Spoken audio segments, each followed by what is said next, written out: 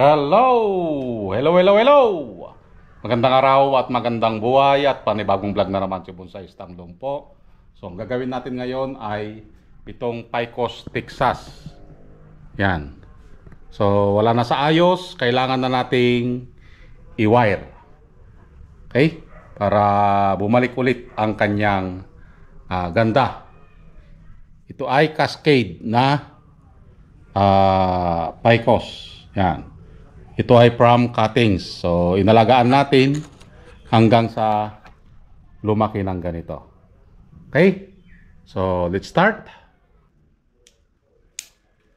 So, itong Picos, Texas, isang imported na materials. So, ito ay binili ko, pero buhay na nun. Yan. So, pinalaki natin hanggang sa lumaki ng ganito. So, wala na siya sa itsura. Kailangan na nating i-workshop para maibalik ang kanyang itsura. So, ang napansin ko sa Picos, Texas, mas mabagal siya kaysa sa ibang mga Picos. Yung mga Red Balete, Picos Nana, yun. Mas mabagal ito. Itong Picos, Texas na ito. Pero mas mapino ang kanyang mga dahon. Yan. So, i-wire lang ulit natin yung mga sanga na kailangan nating i-wire para maibalik sa ayos. At tanggalin na rin yung mga sanga na hindi na kailangan upang sa ganon sa lower part makapokus siya dito. Dahil medyo payat pa yung kanyang sanga. Yan. So, dahan-dahan lang natin na wino-workshop para hindi tayo mabalian lang sanga. So, ang Picos, iba siya sa mga balite dahil mas malambot din ito ang kanyang mga sanga. Mas madali siyang iliko-liko unlike sa mga ibang mga Picos. Isang taon din ito bago natin ginalaw. Agoy. Sana all. Isang taon bago nagagalaw. Parang Picos lang. So, mabagal kasi kaya hinayaan muna natin hanggang sa mag-wild siya ng ganito. Parang ikaw, agoy. Nag-wild. Kailangan nating gawin yon na proseso para mabilis tayong magpalaki ng mga sanga. Yan. So, unti-unti na nating ibinabalik ang kanyang itsura. So, enjoy lang sa panonood hanggang sa maayusan natin lahat ito.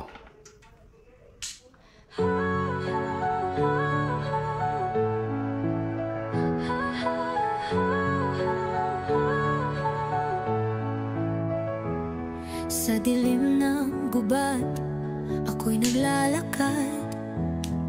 Scout ranger, ako sniper sa likod ng lakad. Kalaban ay harap-harapan, walang atrasan. Maski kamatay, hindi ko iniiwasan. Tinamaan man ako, di ako sumuko. Sugatan ng katawan, pero buo ang puso. Buhay ko'y bonsai, maliit pero matatag. Bawat sugat, kwento ng isang tunay na tapan. Laban lang, walang iwanan.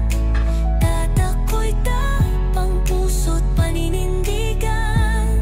Bonsai Stanglong po, kahit saan itapon. Tuloy ang laban.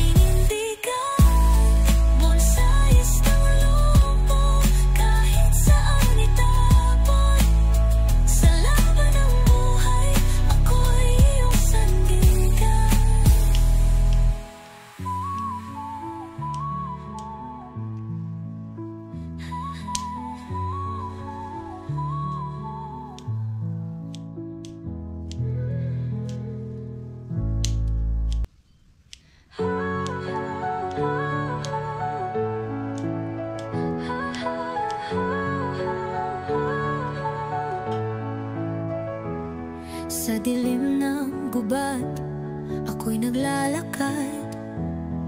Scout ranger, ako sniper, sa likod ng lakad.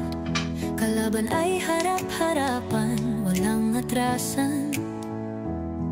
Maski kamatayan, di ko iniiwasan. Tinamaan man ako, di ako sumuko. Sugatan ng katawan, pero buo ang puso. Buhay ko'y bonsai, maliit pero matatag. Bawat sugat, kwento ng isang tunay na tapang. Laban lang, walang iwanan. Tatako'y tapang, puso't paninindigan. Bonsais ng lumpo, kahit saan itapon. Tuloy ang laban kahit padurog, di guguho. Di lang sa gubat, pati sa buhay. Bawat pagsubok akin ang nasubaybay. Minsan bumagsak pero lagi bumangon. Sa likod ng ngiti may libong hamon. Kahit na'y pilay, hindi pipikil. Yun, at natapos na nga nating ayusan. Ito na yung kanyang itsura. Yan, isa na siyang cascade. Okay? So, may ulo din siya dito sa part na ito. Kunting ulo. Yan o. Kita nyo? Yan, first bronze. Ito yung kanyang mga first bronze. And apex. Yan. Okay, kung iikutin natin, ito yung kanyang magiging itsura. Ito yung kanyang back. Okay, nakita nyo? Ito yung back branch. At puputulin natin ito, itong ugat, para maging tapered. Okay, ganda lang kanyang ugat, oh. Yung pagkaka ano. Yan. So, sa siyang Paul Cascade. Yan, parang pag-ibig mo na Paul in love sa iba.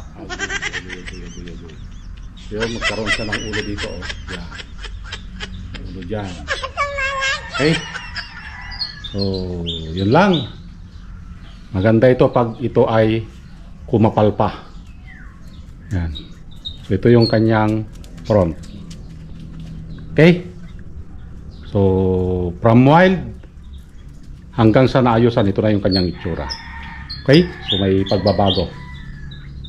So, yun lang. And maraming salamat at nasamahan nyo na naman si Bonsais Tanglumpo. Hanggang sa muli.